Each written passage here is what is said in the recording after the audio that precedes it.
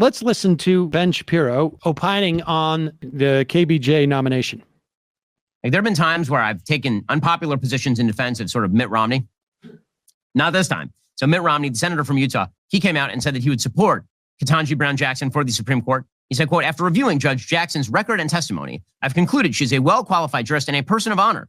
While I do not expect to agree with every decision she may make on the court, I believe she more than meets the standard of excellence and integrity. I congratulate Judge Jackson on her expected confirmation and look forward to her continued service to our nation." So here is the thing. Once the left has decided that they are openly just going to nominate political activists to positions of high power, no Republican should ever vote for a Democratic nominee. I'll pause it for 1 second. I just want to remind everybody, KBJ has been has been a judge for almost a decade or more.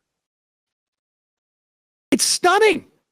Like she's some code pink activist. Yeah, I mean, exactly. She has been on the court for a decade.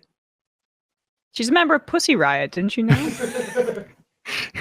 This is what's amazing to me about this is the ability, the failure of our media, and again, the failure of Democrats to put out enough information and to run a media narrative so that when someone says something that is so blatantly untrue, that it's quite obvious, and people go like that. Well, that's not true. I mean, I don't even have a problem with his premise, which is Republicans should not vote for a Democratic nominee, and Democrats should not vote for a Republican nominee. That's pretty much what exists right now. If this was a vote that was closer, Susan Collins, Murkowski, and Romney would not be voting to put her over the finish line. Or if it was tipping the balance of the court. Exactly. Right. Exactly. But go back a little bit. But it's just a blatant mischaracterization by the guy who's been dubbed by, sort of the New York Times is the cool kids philosopher. Yes. The guy, and maybe that's the other part that I find so sort of galling, is the major media institutions of our country look at this guy as if he's like some type of intelligent and arbiter with some measure of integrity. I mean, William F. Buckley Lane. Yeah, exactly. Yeah, it's so artificial. It's just because of the way he speaks. It's really all they can hang their hat on in that area. And he's extremely condescending. Intellectuals are that way. And look forward to her continued service to our nation. So here is the thing. Once the left has decided that they are openly just going to nominate political activists to positions of high power, no Republican should ever vote for a Democratic nominee to the high court. Not unless that person can somehow demonstrate that they are not beholden to the far left. This woman said in a confirmation hearing she does not know what a woman is. I'm sorry, the answer is no. The answer is no. And Mitt Romney, for all of his comedy and compliance in the Senate, has won how many friends over from the Democratic side of the aisle? And what has he accomplished that requires him here to back Ketanji Brown Jackson for the Supreme Court of the I know it's Lisa Murkowski and Susan Collins and Mitt Romney, and you knew they were going to vote for Ketanji Brown Jackson. Let's just say that he is living in an era that does not exist, where Ketanji Brown Jackson should be on the Supreme Court. Frankly, that era has not existed since Roe versus Wade.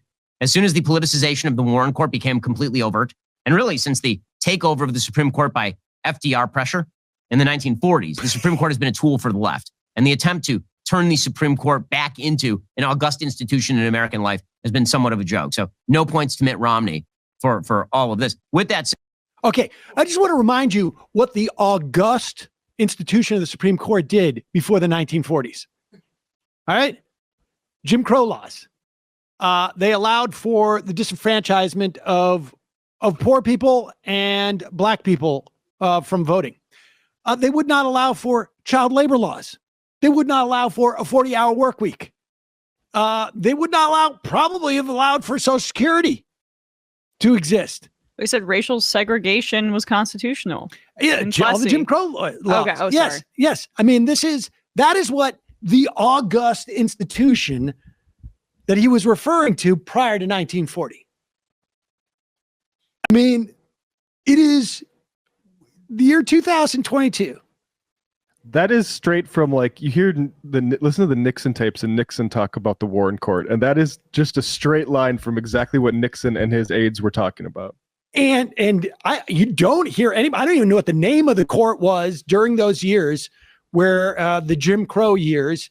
And incidentally, and it was FDR wasn't pressuring because of Jim Crow laws. Those Jim Crow laws stuck around for another 4 decades, 3 decades, 2 decades, I guess, 65. And frankly, the Democratic Party could have used more of the way that FDR was aggressive in attempting to get the court to represent and back his interests. But the idea that, like, child labor laws, 40-hour work weeks, the idea of any type of worker protections, the idea that, like, there was any rights to privacy, the idea that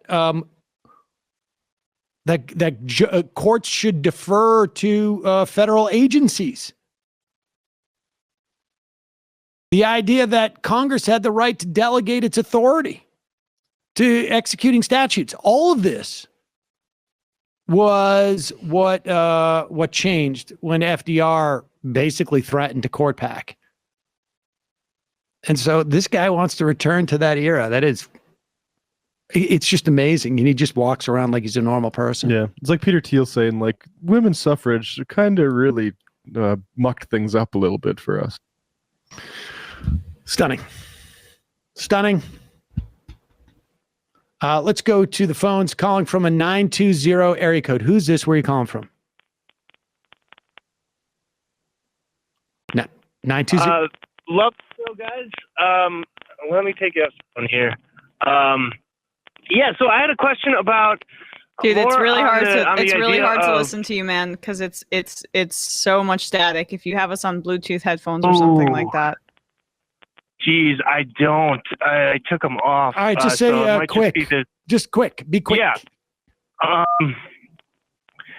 Accountability. What do we do? What does this world look like if we actually start holding presidents accountable for, like, I'm referencing that report that came out about how Trump most likely committed crimes, and I say, sure, yeah, let's do it.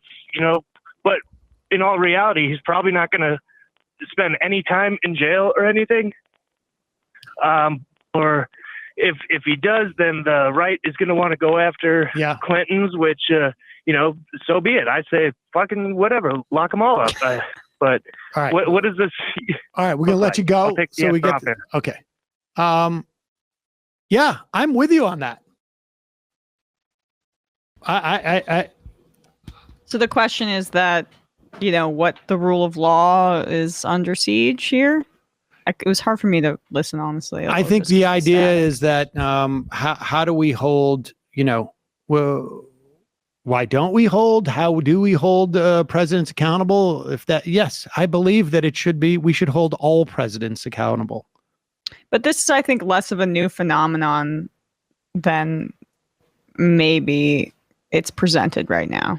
I mean, look, every time we have a system of government which requires the opposition party to be in opposition, and we have had for decades now a party that has refused to participate in that program, and one that has participated in that program much more vigorously than is probably healthy. But it's worse when the dynamic is so out of kilter. So when you look at Iran-Contra, when you look at the savings and loans crisis, when you look at, even Watergate for that matter, when Nixon was allowed to basically get apart, I mean, there was nothing that you could do with Ford except for maybe put out and make it clear like this was going to be incredibly damaging. When you look at allowing the bankers prosecuting no one in the wake of the 2008 financial crisis. So this is a both party issue. When you don't hold these people accountable, it gets worse each time.